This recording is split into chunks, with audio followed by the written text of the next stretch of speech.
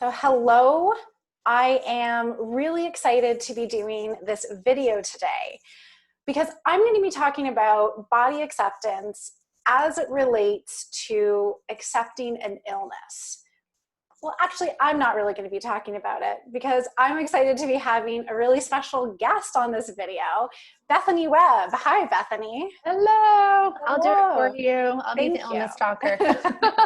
And so that's why I wanted to bring Bethany on, because when I talk about body acceptance, a lot of it is around leaving diet culture and the weight gain that often comes with that, with changing bodies, our difference in maybe a fitness level if we had kind of abandoned our super exercise restrictive routine. But I haven't had really experience with a chronic illness, and I'm going to say knock on wood, but after I talk to you, Bethany, I might have a totally different opinion on that. But I really wanted to bring in somebody who had some experience with this. So Bethany and I met at a Byron Katie event, and both of us are big practitioners of the work of Byron Katie. It's a form of self-inquiry. Bethany is a mindset coach and is a certified facilitator of the work of Byron Katie. And she's definitely going to talk a lot about this because it was a very instrumental in you dealing with your diagnosis, which we're going to talk about. So Bethany, I'm going to lay it out here. Bethany, by all accounts, you were the picture of health. The picture of health as our culture sees it. You were, you ate organic. You were a yoga teacher. You were in a thin body. Like, I'm sure if you walked into a doctor's office, they would just like turn you back around and be like, you're good. Like, see you later. Yep. And yet, doing everything quote unquote right, you received a diagnosis of breast cancer at the age of 34. Mm-hmm. So that's got to be hard. And I'd love for you to just talk to me about what happened with that? Like, let's start at the beginning. Yeah, it was definitely a shock for me. Like you said, I was, to my mind, the epitome of health. I did all the right things. I have no family history of cancer at all, so no genetic disposition to it. And I am lucky enough and fortunate enough that I found my own lumps. So I'm a big proponent of feel those boobies. That saved my life. And it was interesting. I had lumps for a while. So I started getting them in my late 20s. And that very first lump, I remember it was just the biggest panic attack I've ever had because I didn't realize you could have a lump and it not be cancer. So I would take it to the doctor and it was just a swollen cyst. And I had a couple more after that and just kept taking them in. And it was either a swollen cyst or a lymph node. And so I learned there was a medical name for it, fibrocystic breast disease, which is AKA lumpy boobs. So I'm like, okay, I know that about myself. And, I found this one, and this was the one I didn't get checked out right away. I actually waited a whole year before I took that in. But it was really like, oh my God, I'm the healthiest person I know. There's just no way it could be cancer. So it was really interesting in that whole diagnostic phase. At that time, I not only was healthy, I felt really healthy too. Like I wasn't someone who got sick all the time, maybe allergies a little bit, but I felt really, really good. And I just got certified in the mindfulness practice of the work. So I was using that and combining it with yoga, and I was like ready to just launch this big, huge career in the world to my mind. So I felt kind of on top of the world at that point. This is about 5 years ago. And then these lumps, started growing. I had one in my breast, and then I felt one in my armpit. And I had a very good girlfriend of mine who was also a yoga teacher and really young, healthy as well. And she actually had just gotten diagnosed with a really rare, aggressive form of cancer. And so when I heard about her diagnosis, I was like, okay, like maybe I'm not exempt from this after all. And that really motivated me to start investigating them with doctors. So me being the natural lady that I was for that 10 years prior to this moment, I went to a naturopath. I was super scared of mammograms and ultrasounds and stuff like that. I just heard a mammogram causes cancer is a common common thing you hear. Heard And that so too. I did this other diagnostic tool called thermography that measures the heat in your breast. And if something shows up as inflammation, it'll show up, as red in the photographs, indicating that it could be cancerous. So I did that first, and it showed no signs of cancer. And so I was told to do a homeopathic remedy to help drain my lymphatic system, and then come back in 6 months. And I started feeling really uncomfortable because the lumps were getting bigger. And so I came to him and I said, okay, like I don't know, like this, I'm not feeling good about this. And he said, well, you can go get a mammogram and ultrasound, but just remember mammograms cause cancer. And I'm like, are you saying that? Because I had never had one. I'm like, are you saying that like it's magically going to turn it into cancer? Like what, so that was like just my first kind of run in with natural medicine, where I was like, maybe you don't know everything. And I opened my mind to Western medicine more. And so in that period of time, it's about a 2-3 week period of the diagnostic phase. We call it the waiting game in the cancer world. And at that point, I had the mammogram and ultrasound, and I felt, it was pretty calm. Like, I like to keep my mind in check. And so I knew, I'm like, I have nothing real to freak out about yet. But when they still told me that they still didn't know for sure if it was cancer after that, that's when I just lost it. And like threw every single peace tool out the window that I had ever learned, that I had ever trained in. And I just freaked out and didn't want to leave my room, wanted to stay under the covers, was angry at the world. I was just like, F this. Like, I'm in my 30s. This is not, you're not supposed to be doing this. You're supposed to be having kids or growing a career or, all these other things. And you're doing everything that you were told. Everything. So yeah, like I deserve, to not have cancer is how it felt. And it just felt like this big, like slap in the face by the universe that that this was even a potential for me. So, luckily, I'm really grateful that I went down that rabbit hole during the diagnostic phase, because I got to see really clearly what the cause of my suffering was. And it wasn't cancer. At that point, I didn't know if it was cancer or not. So there was no way for me to know for sure. But what I did know is that it was what I was thinking and believing about cancer that was causing my pain and suffering. So it was thoughts like, I have cancer, my life is over, I'll die young. I failed. Like I failed at being healthy. Then I did something wrong to create my cancer. My relationships will be ruined. My bank account will be empty. There's just all these stories based on, movies I saw or stories I heard from other people. And that created my terror and fear. So I don't know, this is like a pattern of mine, but it's like I have to hit a certain level of suffering to just finally be like, enough. Yeah. Enough. And I hit it during that diagnostic phase. And that's when I turned to our trusty tool, the work of Byron Katie. And I started diving into questioning those stressful beliefs about cancer. And it was amazing how quickly, it was like within a 2-week period, I went from terror to excitement about cancer. That's a big jump. Yeah. Like and who gets excited about cancer? Right? So I was just as surprised as you were, because I could so clearly see, without all that, those, I call them, the BS in your mind, the belief systems, like I could clearly see how my life could be better because of cancer. And I saw this loving. I'm gonna just stop you there, because if I'm listening to this, I'm just like, excuse me, like the record stopped like about 30 seconds ago, and it was like, what do you mean excitement?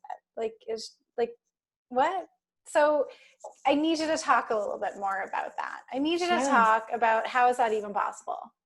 So once I cleared my mind of those stressful beliefs, those, my imagination about what, those worst case scenarios about cancer, and I was able to open my mind to these other possibilities. Like, what if cancer happens for me, not to me? Okay. What if it makes my life better? What if it gives my career a new direction? what if I really, like, this is the ultimate invitation to practice all this stuff, that I've been trained in for years. And what if it's my gateway to unconditional peace, not just peace when my body's doing great, unconditional peace, and also unconditional love. I don't want to just love my body when it feels and looks good. I want to create a life where I can find that love, peace, and joy no matter what. And so as I started opening my mind to realizing I have no idea what cancer would mean in my life, there's no proof. I haven't lived it yet. But for me to automatically assume that it's the worst case in the world or worst thing in the world made me feel like crap now, Mm-hmm. But then when I started entertaining these other possibilities, I felt inspired. That's when I started writing. Like, I would get up at 2 a.m. and just write. I just couldn't stop. I felt creative. I felt it was a sense of purpose to this crazy curveball that I was dealt. So by the time I heard the words, "You have cancer," that was a couple weeks after my 34th birthday. It was actually almost exactly 5 years ago. It didn't have that same traumatic, soul-crushing, experience that I think I would have had if I hadn't worked my mind.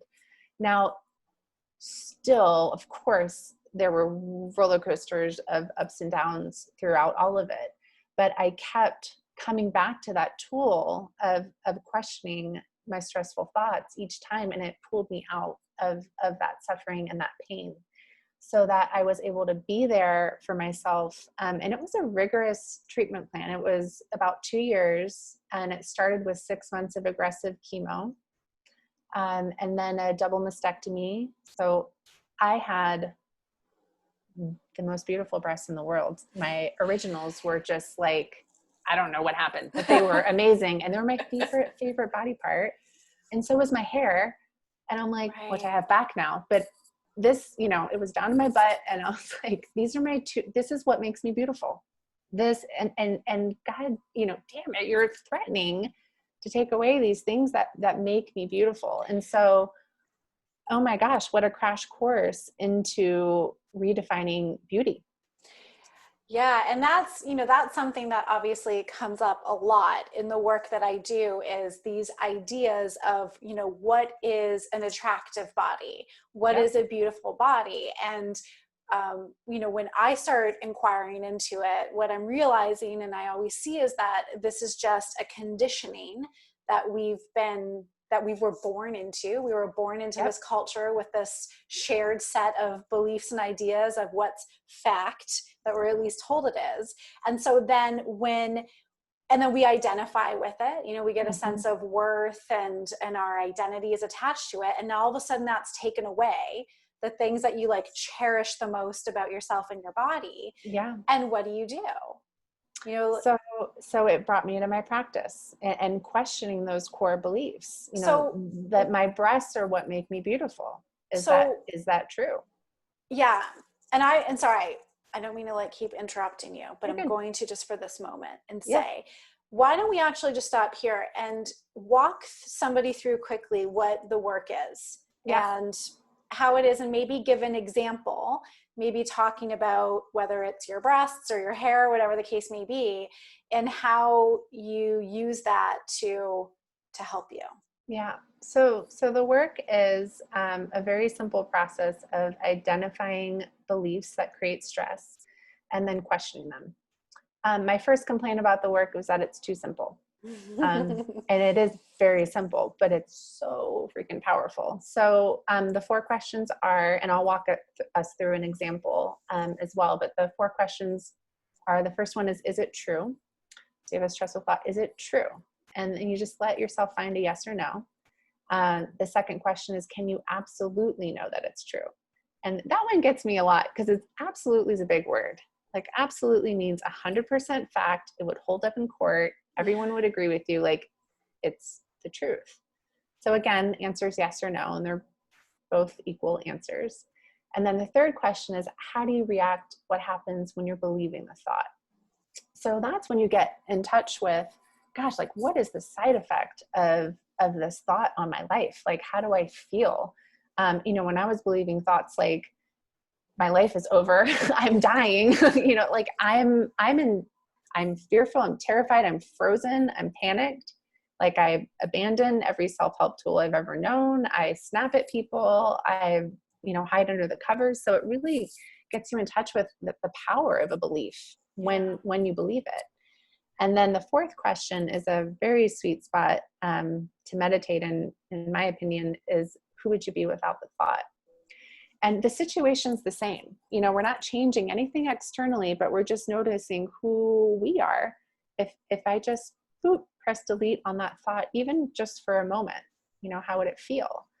And so, as I was going through the diagnostic phase, if I start dropping the thoughts that my life is over, cancer is the worst thing that's going to happen to me, and, this will happen, this, and like, I'm free to be more present and to, go walk into, okay, next step. When's that appointment? Okay, breathing. I'm taking care of myself. I'm holding myself through emotions. I'm kinder. The self-talk is gentler, more compassionate. And it kind of lets my mind open to, all these other possibilities. It could be, maybe it's a good thing, I don't know. So it's definitely a sweeter place to live, life without our thoughts. Yeah. And then the last part of the work is called the turnarounds. And that's when you take a thought and you flip it to different opposites and you see if maybe that could be true. So if I'm going with my life is over, I might flip it to my life is beginning. And hey, how might this be true? That a cancer diagnosis could actually be a life-giving experience. And so I started finding examples and proof of, wow, I'm learning a lot about myself right now. I'm really seeing how powerful the mind can be when you believe the scary stories it tells. Oh, wow. And I physically feel it. And so, and that's when all those possibilities started opening up of how my life could be better.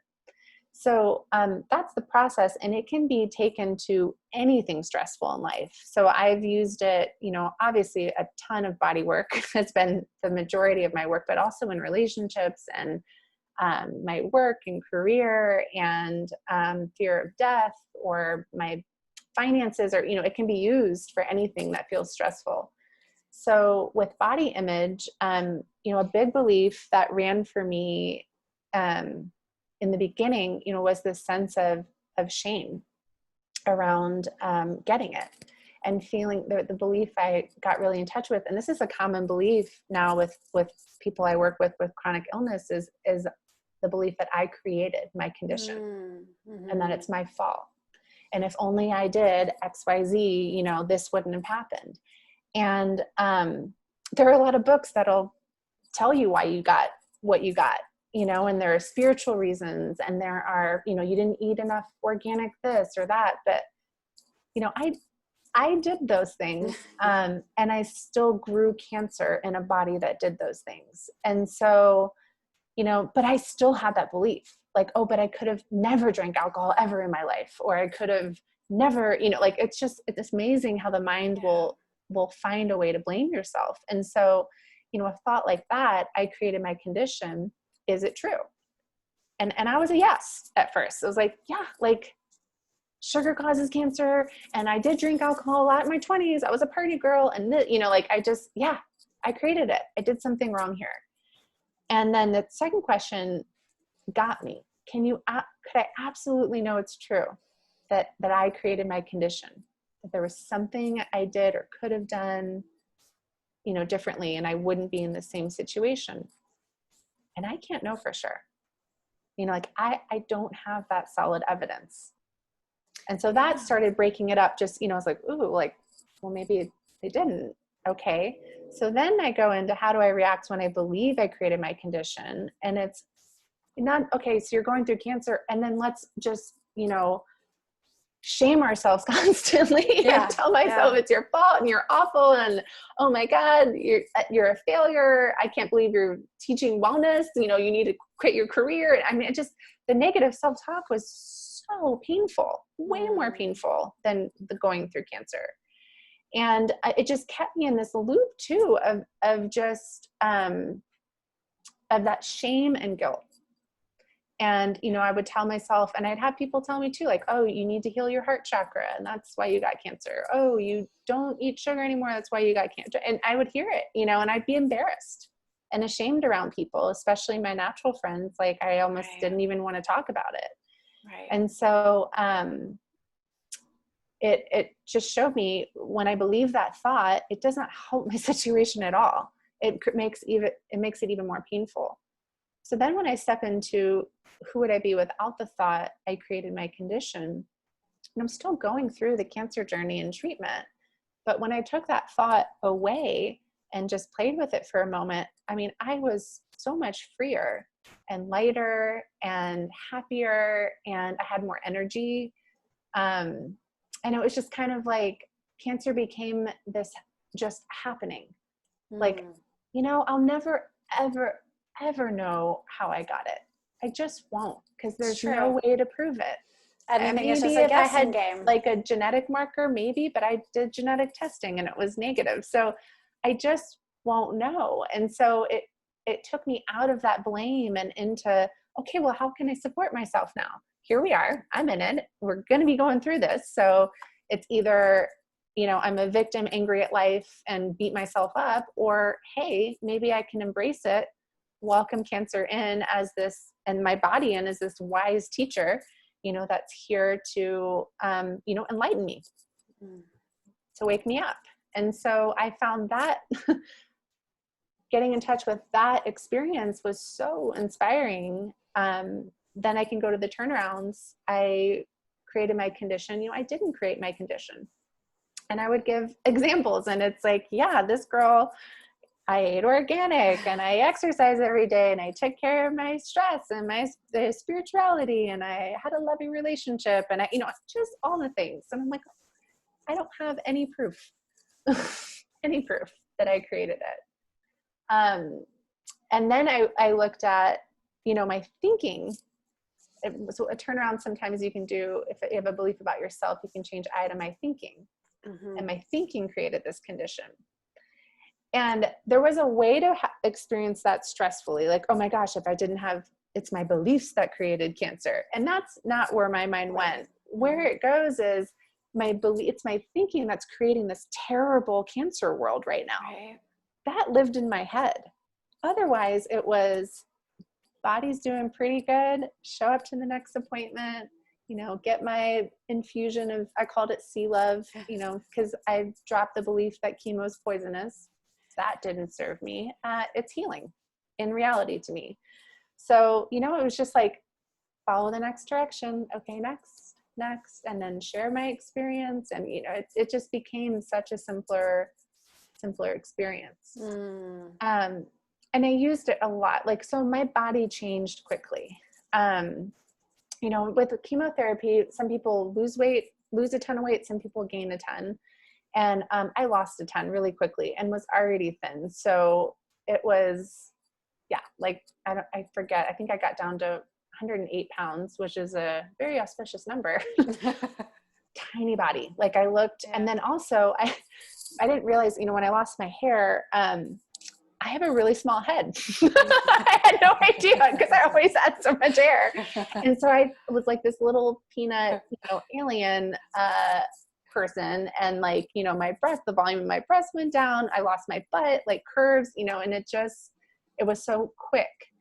And it really gave me, like I said before, this opportunity to question and challenge, you know, those beliefs about what is beautiful and what makes me feminine also. And I walked myself through that same process. Like, my body is ugly. Is it true?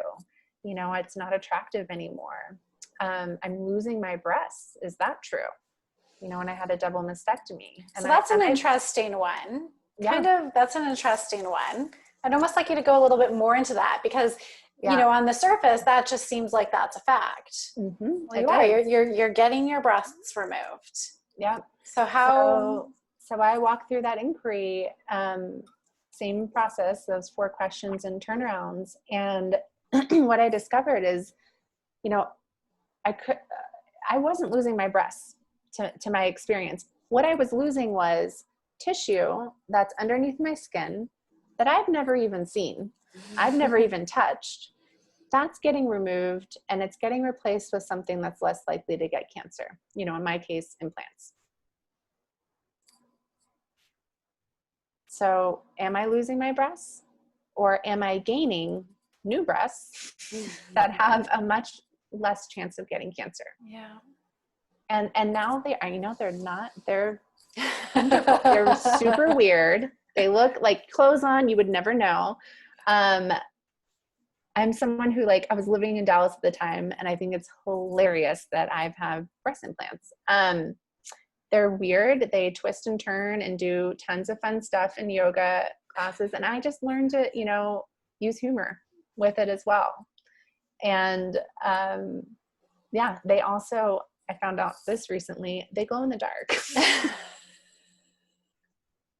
They didn't tell me this in surgery, but if you have implants and go in a dark room and hold a flashlight up to it, it's like this bright pink glow ball. And I was like, holy party trick. So why were you holding a flashlight up to your boobs? Someone told me about it. Oh, so you're another test cancer friend. Yeah. She goes, well, she asked me, she goes, have you lit yours up yet? And I'm like, are yours flammable? Like, what are we talking about here? And she like pulled me into the bathroom. And yeah, that's what we breasties do now, is basically like the moment you meet each other, you go in the bathroom and flash each other and stuff. But yeah, my body changed quickly, and I did not love them at first. You know, one was like, felt like it was up to my shoulder, and the other one was down, and radiation, like, you know, affected some of the tissue and pulled my nipple out and to be like a googly eye that way. And so it was just like, you know, it was not love at first sight. Yeah. But that process and letting, and being gentle with myself and all those emotions, was, you know, it was grief I was working through. It was a lot of changes really quickly. And, I ended up, you know, through that process, just finding self-love and acceptance and entertainment. And, you know, I just realized how painful and pointless it was to believe that it's unattractive or ugly, or, you know, not feminine enough, or not natural enough was a big one for me too. So, yeah. So even, you know, in a world where everybody has an opinion, Yep. Everybody, they will give it to you. Everybody has a judgment, and you know, no matter what, it's like you can't necessarily seem to get it right, no matter how hard you try. You were still in this environment and didn't change. You were still able to find that self-love and that peace, regardless of what anybody else thought. And so my question to you is, because again, we're talking about chronic illness, and it's easy for me to like stay on the body image side, but this is not what this video is about. What about the pain? You know, what about living with pain? What about if, you know, you're now at a place where I'm assuming you're pretty much out of physical pain? Would you say? Pretty much. Yeah. I am now. Like kind of now you're sort of living like normal in that sense. Yeah. What would you say? And I know you haven't had direct experience with it, but you've had it, you know, you've had enough. What would you say for people who are living with a chronic illness where there's not relief? They don't get to necessarily go back to how they were before. What about these feelings that like their body's betraying them? What would you, how would you work with that? Yeah, that right there was a belief I worked. My body betrayed me, you know, and seeing my body as an enemy or something that's like out to get me or, you know, take me down in life was a really painful way to experience something that I'm in, you know, like I can't switch a body with someone, or, you know, we're in the partnership, you know, for life. And walking myself through that particular inquiry, my body betrayed me, and moving into, you know, we know how we react when we believe it. It's really painful. And then who would I be without that thought? You know, I looked at this sweet vehicle that, you know, now has 16 inches of scars and, you know, new body parts and, hip bones sticking out weird ways and a little bald fuzzy head at that time too. It was like, oh honey, like it was compassion. Like, wow, look at what you've been through. And you're still here with me. And I love that you still wake me up in the morning and we can still have meals together. And you're working to cure cancer or cure whatever chronic condition. Your body's doing so many things really well also. And so, being so hyper-focused on the parts that weren't going well, I opened my mind to all the parts that are, it's like my heart's still pumping and my body's breathing me. My hands can move. I can drink this glass of water. I can go for a walk. And so I started, opening my mind to all the I cans, what I can do. And that felt really empowering and helped me see my body more as a friend, a companion that's here with me on this journey. And, when I'm flipping the thought, my body betrayed me, my body didn't betray me, or it helped me. And was teaching me so much about life, about finding peace no matter what, about being kind to myself even when I'm in terrible pain and in a shitty mood, or just still being like, okay, like I'm here. We'll get through this too, shall pass. Those moments, it's so important because we're with these vehicles forever. And in terms of meeting physical pain, I had a huge practice in this before cancer with migraines. So I had in my early 20s, they started in my early 20s, intense migraines for almost 6 years. And I think like about half of my month was spent in an intense migraine. And I would, they would cause me to like just be in bed all day. Sometimes I'd vomit from them. I couldn't see light or sound. And of course, there were a lot of lessons in taking that to, that pain to inquiry. A big one too was just making friends with medicine and being like, girl, like you don't have to be like, medicine's a gift and a privilege as well. And it's not any less spiritual than something else. So that was part of it. But I would go to, so this is my first practice. And I know, for most people in chronic pain, if you go to the moment where you're first feeling it, it's often you're in bed and you wake up in the morning. And so, you've been sleeping all night and you're in bed and you wake up and then you feel whatever that intense pain is. And so, whether it's the achiness or tension, or for me with migraines, that's when they would start, is I would wake up with this achiness in my head and my neck or my jaw. And so I started meeting those moments and collecting my stressful thoughts in that nanosecond of when I woke up. And so there were beliefs like, I have a migraine. It's going to get worse. It'll never go away. It'll last forever. Were some really common beliefs. And then it went into, I have to cancel my whole day. Oh crap, now I have to do this. Why is this happening? I need to find the cure now. There was so much thought there, so much. Yeah. And then how I respond or react to those thoughts, that basically a freight train of thoughts that are happening in that moment, is I tense up even more. And I clench my jaw, and then boom, it would send me into a full-on migraine. And so I started slowing down those moments more. I have a migraine. Like, is it true? I have this condition. Is it true in this moment? And I did this with cancer too. Even after the diagnosis, I have cancer. Is it true? Yes. Can I absolutely know it's true right here, right now, in this moment? Yes, I've been told I was diagnosed with this before. Yes, I'm feeling this, tension in my head, but can I know for sure? And then that created moment, a little space. I just want to say is in that moment, this is where it kind of, we really sort of need to invite in a bit of an open mind. Yes. And some meditation, like to really sit with it. It is a meditation. Yeah. Because the mind's just going to be like, well, of course you do. End of story. Yeah. So this really kind of invites a bit of a slowing down, a bit of a contemplation. Yeah. And for me, like I had to live in a lot of pain to open my mind. Mm. You know, I had to try all the other stuff and make sure it didn't work. And then it was worth trying to open my mind. It's painful.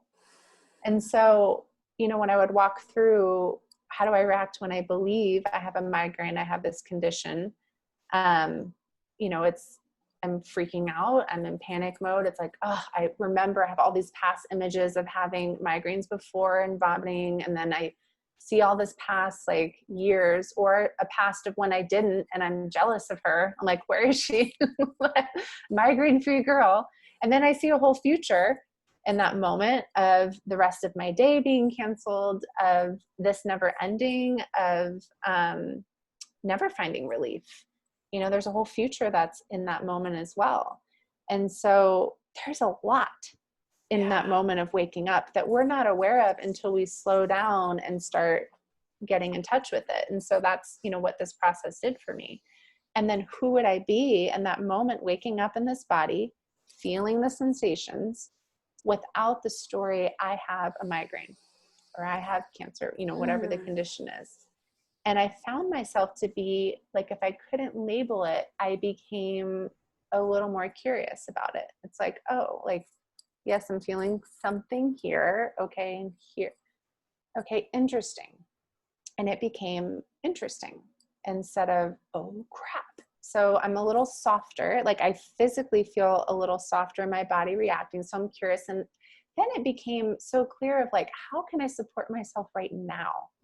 It's not time to find the forever cure in that moment. It's just not. I'm in pain. So how can I support myself now? And that often then looked like taking medicine, you know, ice pack over my eyes, dark room, focus on my breath, you know, and just kind of, I would see the stories. Oh no, this is going to happen. This, and I'm like, don't know, don't know. I see, hi image of my terrible future. Like, don't know, you know, and I just come back to the present moment. I'm like, feel the bed, breathe. And I kept this practice going, you know, it was ongoing. And what happened was, the migraines, they were less severe. They didn't last as long. And I would have them. I remember my husband was like, wow, you don't get migraines anymore. And I still had them, but they weren't as intense and they weren't disrupting my life in the same way because I learned a different way to react to them. Instead of that anger, panic, which just made it even worse, it was a softer welcoming. And then I started noticing, you know, that having those migraines made me really good as a yoga teacher because I could speak to pain in a different way with clients. I couldn't relate to intense pain before that, but now I could. And I also, if anyone had a headache or migraine, like I knew exactly where to touch because I'd been there. So it was like, oh, wow, interesting. Like it's actually a teacher in my life. And so that was my first experience with pain and illness. So I trusted that this practice with it and brought the same thing in with cancer. And, you know, with cancer, it's, you know, there isn't a guaranteed cure. You know, I call myself cured now because there's no proof of cancer in my body. They say remission, and I'm still, you know, I have follow-up appointments every 6 months. And I also have some stuff growing on my ovaries that get monitored every 12 weeks. And, you know, I still have stuff that I look at. And so I know that, that cancer could come back. And so, you know, I just saw so clearly that my imagination is powerful, and it can either make the experience harder or it can make it better. You know, did it delete the pain and I never felt pain? No. But I met it differently. And therefore it didn't feel like it had so much power over my life. And I want to mark a distinction here too, because, you know, what you're talking about, like, this isn't positive thinking. This isn't trying to say some mantra over and over and over again and try to change your thinking. It's not that, because that wouldn't be authentic. It wouldn't work. Right. So it's really about, through this process, like you said, meeting it differently. But how would you kind of describe that for you, the difference between this process and like positive thinking or just trying to change your mindset? Yeah. Well, what I noticed with like affirmations, and I tried to get into those in my late 20s, is that they were painful. Hmm. I would tell myself, oh, I'm beautiful, I love myself, and like write it on notes in the mirror. And I didn't believe it. So what I like about the process of the work is, to me, it gets me like that. Those first four questions are really important. That is it true? And then seeing so clearly, having this comparison of like, gosh, what's it like when I'm believing it, and what's it like when I'm not? And if I'm gonna live in imagination, well, I'm gonna choose the one that's more fun, at least, instead of this scary, scary land. So it gets in touch with like, it's just a pointless, painless feeling. And then when you get into the turnarounds, they look like affirmations. It's like, I'm ugly, I'm beautiful. Well, it's not enough though to just say I'm beautiful. You find examples, like specific examples and proof of why you're beautiful. And that put me in a genuine state of positivity. I mean, I am a positive person. What if you can't find an example? Yeah. What if you can't find an example of I'm beautiful? What do you do in those situations? Yeah. I mean, I sit with it. An example comes or it doesn't. And then, I trust too that even if doesn't come to me in the moment, it could show up tomorrow or next week. I kind of keep my mind open. Sometimes an example hit me in the shower or, another time. And, when it's often recommended, I know you heard this too, when you're first starting the practice of the work, is to judge, other people or things outside of yourself first, right, before you move into those self-judgments. But, a turnaround with, if we're working that thought, I'm ugly, it turns around to I'm beautiful. And then it turns I to my thinking. So my thinking is ugly. Yeah. And I look at, what's truer. Is it actually me that's ugly, or is it, all the thoughts that are running in my head that make it really an ugly world, an ugly body and an ugly world. And so that, that too is part of that turnaround process. That's really powerful. And another thing too that I see coming up a lot, and I'm curious, like, again, applying the work, but talk to me a little bit about how you would do this for, you talked a bit about grief and this idea of, again, I'm thinking of somebody with chronic illness who is never going to be able to hike that mountain again, maybe, and really is just like, this sucks. Yep. This is shit. Yep. What do you do with that? Yeah. So, I go into that script, this sucks, and just write it out. This sucks. This is shit. I'll never be able to do this again. My life is over. I can't do X, Y, Z. I mean, they're all beliefs that are worth questioning. And I don't know if this ties in with this. Pull me back if it doesn't. When I became cancer-free and finished treatment, so physically cancer-free and finished treatment, I went down emotionally, and I can't tell you why, but it was one of the most painful times for me. And I like making friends with those huge emotions of grief, of sadness, despair, depression, and just holding them. Like I couldn't do the work out of them at those moments. I just had to cry through it. There's a very intimate description that I wrote about it, called it emotional exorcism. Like, I mean, it was just, it had to like move through me. I had to go through that grief of life changing so much so quickly, and let myself feel it. And then later I would be open to then doing the work maybe on it, but it wasn't always something I could do. I wasn't open, like you said, an open mind. My mind wasn't open. I was like, sometimes like, to the work, I'm like, I'm just going to be angry or pissed or depressed for a bit. So making friends with those emotions was an important process for me. And then something that sticks with me still is, is who would I be without comparison? So often when we're in the pain of that, we are imagining the life we used to have, and the life we should have. That's a big one.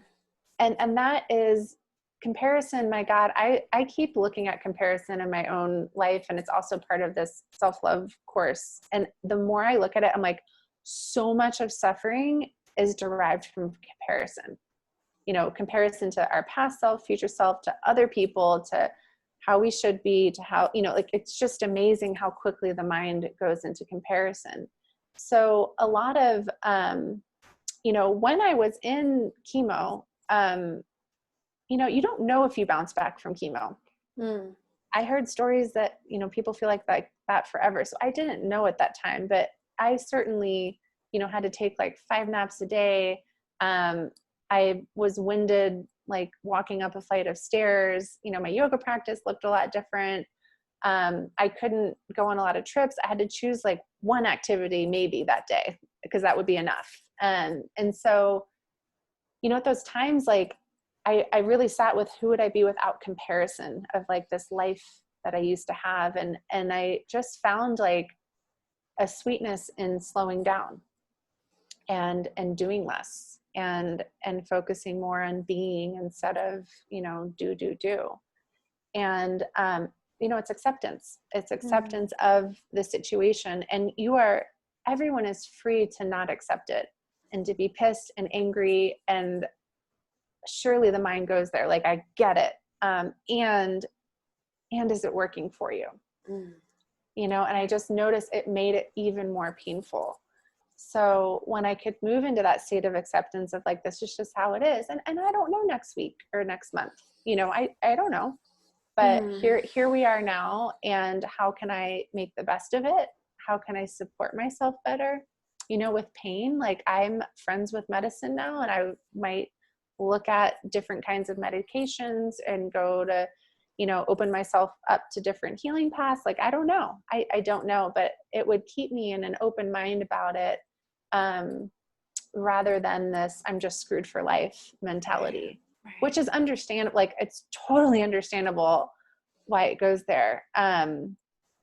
But it just makes a difficult situation even harder. Yeah. So it's really like this process, and of course, I'm with you on it. I have a lot of experience with it. And that's what I found is really the mind can just add this layer of suffering. Or I like to say sometimes, like, it changes the glasses that we look through. Yeah. The world looks different. A pair of crap glasses. It's like everything's crappy. Yeah. Wow. Thank you so much for talking and sharing your experience, Absolutely. Bethany. I mean, this is big stuff. It's hard stuff. It's real. It's not something you just like, we want to gloss over and make light of. Like, these are big challenges that we deal with when it comes to chronic illness. It affects our whole life. Every aspect of it. And you just recently wrote a book, which is amazing. I joke that I had a book baby. You did. And I love watching your, I follow Bethany on Instagram, and she's literally taking her book baby on strolls and carrying it and taking it to the park and pushing it in swings. I think you went on a hike with your baby. We're going to try nursing soon, I think. Amazing. I love that. And that's another, it's another body thing that I've kind of turned around is, cancer treatment has made me infertile. Right. And that's a really common thing that happens in younger bodies going through cancer. And, I went through grief, of course, about that too. And I don't know, this is definitely a birth for me. Like, it feels like my little baby, and I was in labor or pregnant for 5 years with her. So a little different, but yeah, I'm having fun. I know it's like a fun, silly marketing ploy, but it's also like taking those like traditional pregnancy photos and all. It actually is like giving myself something that I won't have Yeah. And it actually is really, I don't know, it's really nourishing in that way as well. But yeah, Amazing. it's called My Guru Cancer. And, you know, that's another part when I talked about questions that I would ask myself in pain, like who would I be without comparison? You know, some other questions I would ask myself is like, how could this be a good thing? You know, what is it teaching me? And, you know, when I look at, when you go to a guru or a yoga teacher, like a mentor, you know, even you look for, like, I look for ways to be present, ways to slow down, to enjoy life more, appreciate, or be in gratitude, or, you know, these are like all these kind of spiritual concepts you think of. But if you really look at, you know, any kind of condition or diagnosis, or just something in the body that, you know, you're not jiving with, and ask those same questions, like, you know, what is it teaching me? If you look at it as a teacher, and it is like, it's slowing down, it's listening to your intuition, it's following your heart, it's learning to appreciate those beautiful moments, because, you know, they can be fleeting. Life gets a lot more precious in that mindset. So I enjoyed, and I still enjoy sitting in those kind of questions too. And again, it just creates just that sense of openness instead of fighting it or going to war, which we know is super painful. Very painful. Yeah. Wow. Amazing. I read your book. It was awesome. I just loved it as a story, but just you share so much of the wisdom that you talked about here in your book. So I highly recommend people get that book, maybe gift it to somebody, you know, who has been diagnosed, if they're open to it. And what else? How else can people work with you? Well, the book is a great start to get to know me. Like you said earlier, I know a lot about you now. I do. That's the first thing I said to her. It's an overshare. It is an overshare of a book, which is a little nerve-wracking. It was part so drama. Many people. Yeah, it was part drama. I was like, ooh, what happens next? It's TMI about my life. And, you know, just like you, I work with people one-on-one for coaching and work with people online. And then also I have just various different class series around a certain topic. So Making Peace with Disease is a big one that I offer, and a self-love series, and then Making Friends with Medicine, which is that was a big practice for me. Yeah. And then I also have a little membership program that's yoga and the work combined. And it's like an easy, if you want a way to be accountable for an ongoing practice of this stuff, that's for that, because that's me. Like, I need to hold myself, or need something to hold me accountable to doing it, or I'm just like, yes, is it true? Whatever, let's go grocery shopping. Like, for whatever reason. Yes. And so I started that group for me, and for anyone else that just wanted to keep it, you know, as an active practice in life. Awesome. So I'm going to link in the comments below, or not the comments, but, you know, the description below to your website, and people can follow you on Instagram. So I'll link you there. And just thank you so much for taking the time to talk with me. I hope that, you know, that this video has brought maybe a new way for people to be thinking about the relationship with their body, with illness. And certainly in your book, you know, it was such a wonderful story that, you know, I think you couldn't help but feel uplifted and feeling like, you know, there's possibility for feeling good and happy, even with a diagnosis like cancer or with a chronic illness. So thank you so much, Bethany. Thank you, Christina. It was great to talk to you. It was so good to see you. All right, bye.